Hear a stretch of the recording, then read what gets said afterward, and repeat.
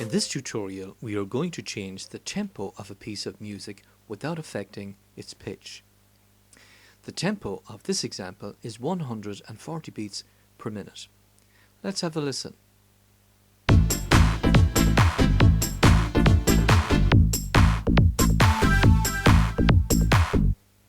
We start by clicking in this grey area here to highlight our music. We now click on Effect and then Change Tempo. Here we can type in a percentage change to the tempo of our music, currently set at -20%. This means we should hear the playback of our music 20% slower than the original. We could also type in the original tempo and then the new tempo. Let's have a listen to our music playing back 20% slower than the original.